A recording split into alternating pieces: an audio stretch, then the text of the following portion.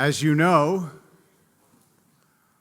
we are in one way or another coming to the endgame, and nobody knows how it will turn out, but we will find out soon. I think as soon as tomorrow, because of course I'm talking about the NBA Finals, which are tied 3-3, and tomorrow, I don't know what you thought I was talking about.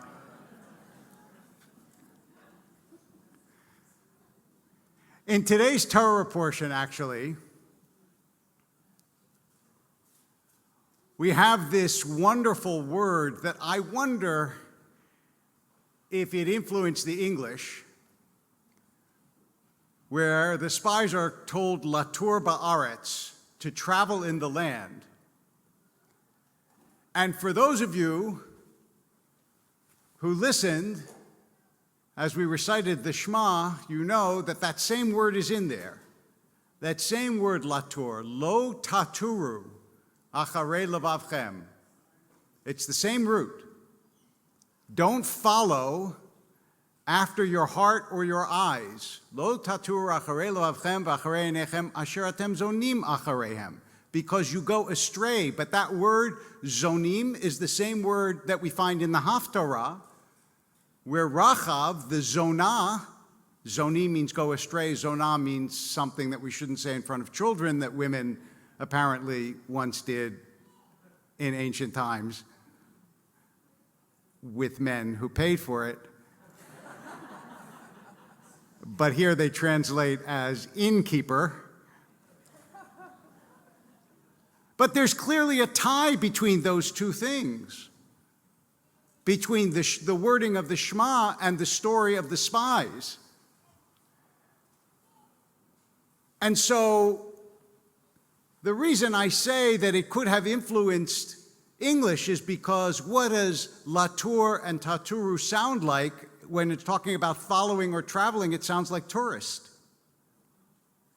And I have no idea if the English comes from the Hebrew, but it's a remarkable coincidence. Don't be a tourist in important things. That's what the Shema is saying, basically. If I said to you, follow your heart, you would all think, oh, what a beautiful message. And here it says explicitly, don't follow your heart. But it is talking about don't go on impulse.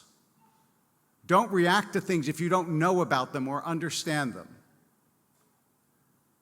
And how perfect that is for our time, when we know as a community that we are besieged by reactions to what is going on in the Middle East by people who are essentially tourists. They didn't know, as you heard, I'm sure, which river and which sea when they kept chanting from the river to the sea, right? The Wall Street Journal reporter who was clever enough to go and ask, which river, which sea? About the Nile, the Mississippi. But still, they became automatic experts in the complex history of a conflict about which actually they know nothing. So in order not to be tourists, I want to talk about three separate issues, the first one being what is going on right now that we should know about that perhaps we don't all know about. And it starts with the development of what is called the Begin Doctrine, which is that Israel will not allow its enemies to have weapons of mass destruction. This doctrine developed in 1980 and 81. When, with the help of the French, in Iraq, Saddam was developing nuclear capability that they swore, of course, would not turn into a reactor, and probably the same people who protested on campus believed them. But you know who did not believe them and who made the first attack on a nuclear reactor in the history of the world? Iran. Surprised? In 1980, Not wanting Iraq to get a nuclear weapon, Iran attacked the nuclear reactor, but they did it unsuccessfully. Their bombs literally ricocheted off the reactor, and they did a little bit of damage, but not very much. But somehow, I don't know exactly how, Israel managed to get some of the photographs of Iran's unsuccessful raid, which helped them in 1981 make the first successful raid on a nuclear reactor. And they did it, by the way, by flying between Saudi Arabia and Jordan, which means that their pilots had to fool the Saudi Arabians into thinking they were Jordanians, and the Jordanians into thinking they were Saudi Arabians. And 14 planes in June went over the reactor, and in 90 seconds it was destroyed. By the way, one of the pilots was Ilan Ramon, who was later killed, as you know, in the failed NASA rocket launch. But that was the first destruction and the enactment of the Begin Doctrine that Israel cannot allow its enemies to get a nuclear weapon. But imagine what would have happened if they hadn't done that.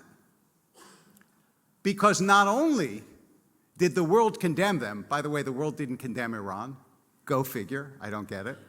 I guess if only Israel had failed, no one would have condemned them. Not only did the world condemn them, but later on, when Saddam didn't have a nuclear weapon, remarkably, very, very few people turned around and said, you know what, Israel, we were wrong, and you were right, and thank God you did that. And yet, in 2007, they did it again. This time in Syria.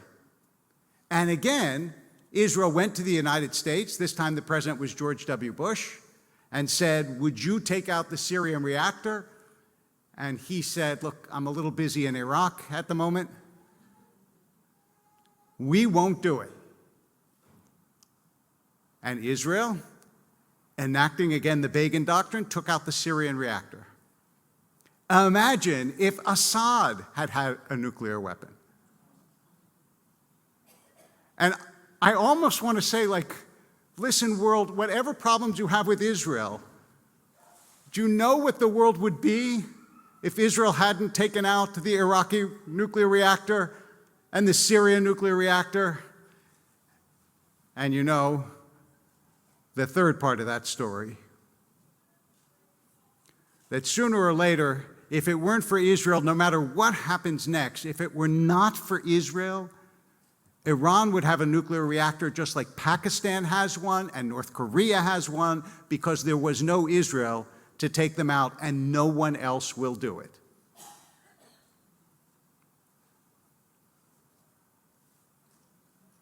That's the first thing that we need to know to make us pilgrims instead of tourists, to make us people who take this seriously instead of just passing through. And the second is kind of the story of what we read this morning. So, a couple of months ago, I was in New York, and a friend invited me to go to this book launch. And the book sounded interesting, so I went. And there in an apartment in New York, Doron Spielman, who is one of the guides to the city of David, was talking about his new book called When the Stones Speak. And the book is about all the evidence of Jewish presence in Jerusalem, in the city of David in particular, and all the efforts by the Jordanians, the Palestinians, and others to erase the evidence that the Jews were there. Which is very hard to do, after all. But in the years that Israel did not control the old city, tons and tons of material were destroyed and dumped and lost. And yet, some remarkable things were found even then, like from 702 BCE, the inscription in the Siloam tunnel, just as it's described in the book of Chronicles in the Torah. Seals of people whose names we can read in the book of Jeremiah. And, dearest to my heart, dated less than 200 years after King David, which is already way back in 1000 BCE, an inscription that says Beit David, the house of David. It's right there in stone. And so the second part of this is not only has Israel served the world remarkably in the years that it has been there now, but it was deeply enmeshed in the land a long time ago. In fact, in this morning's Torah portion, let me just read you. We say it so often that we don't notice it. We don't absorb it. They come into the land, the spies, and what do they see? The Anakites, who were like these legendary giants who lived in Canaan. This goes back to the NBA thing that I was saying before. Amalekites dwell in the Negev region. Hittites, Jebusites, and Amorites inhabit the hill country, and Canaanites dwell by the sea and along the Jordan. Now, I don't know where all of you are going after shul today, but one thing I will guarantee you, wherever you are going, you will not find an Anakite, an Amalekite, a Hittite, a Jebusite, an Amorite, or a Canaanite. But you'll probably stumble across an Israelite. That's an astonishing thing. It's a miraculous thing. Where did all these people go? Well, they went where all little tribes are supposed to go, into oblivion, and yet we didn't. And ironically, the only reason we remember them, like the Jebusites, somebody should have told them, you know, you see that small group of people over there? The only reason anyone's going to remember you in a couple thousand years is because of them. And we know this, but to absorb the reality of it is astonishing. That thousands of years later, we're still there. And I want to say we're still there, but, 10 spies said the land was too much trouble, and 2 of them, Caleb and Yehoshua, said, no, we can conquer the land. And we always say bad things about the 10 spies. But I want to say a couple thousand years later, they had a point.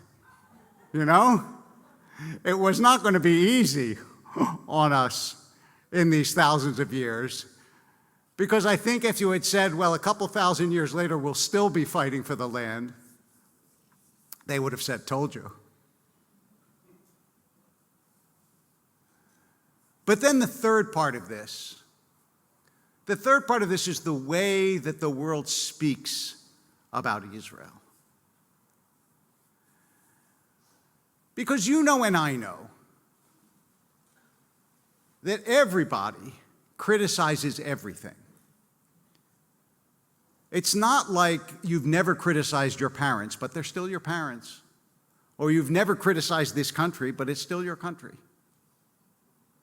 But if I got up here every single week and gave a diatribe against the French and said what a lousy, miserable country it was, and what awful things it did week after week and year after year, and look what they did in Algeria, and by the way, I don't like heavy sauces. Sooner or later, you might get the idea that I don't like French people, especially if it was the only country that I criticized over and over and over again.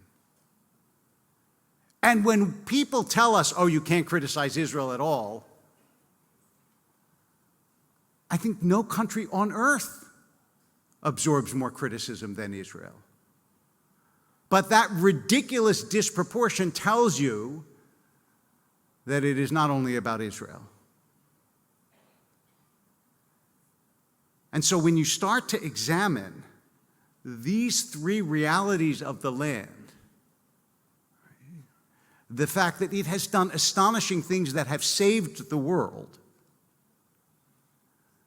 that it is inhabited by ancient people whose language is written on stones from thousands of years ago that you can dig up in the land.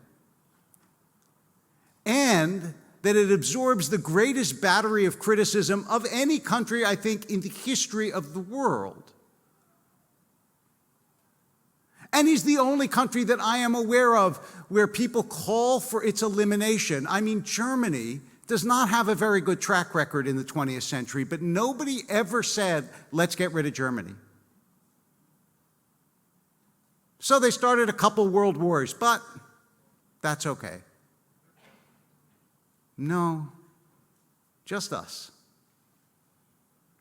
And when the world tries to eliminate the evidence of the Jews being there, you know that something is going on, and the tourists are at it again. So in his book, the book When the Stones Speak, Spielman talks about two coins that were shown to him in his capacity as the guide and excavator, along with others, of the city of David. One is a heavy Roman coin. And the Roman coin has Vespasian, the Roman emperor, on one side, and on the other side of the coin is a woman crying over Judea, over the loss of Judea captive. The Romans printed coins celebrating their victory and the Jews' humiliation. And you can still find those coins. They are still buried over the land of Israel.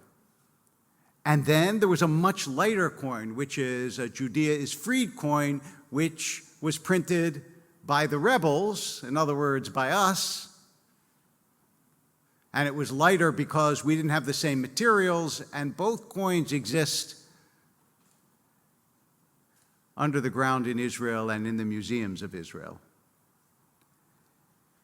And then after the state was founded, they printed the freedom coin. It was called Freedom of Zion, and on one side of the coin, there is a Jewish farmer planting and a Jewish woman holding her baby, and on the other side, in Hebrew, that Zion has been liberated. It is amazing to think about that reality, where we came from and where we are. The spies were told Latur Ba'aretz, and then they came to stay. Really, most of the world does its moral tourism in our land. They get to condemn what they don't like. They get to make arguments without any suffering, with very little knowledge, not understanding what our people faces and what we have overcome. But we, my friends, are not tourists. We are pilgrims, and we are there to stay. Shabbat Shalom.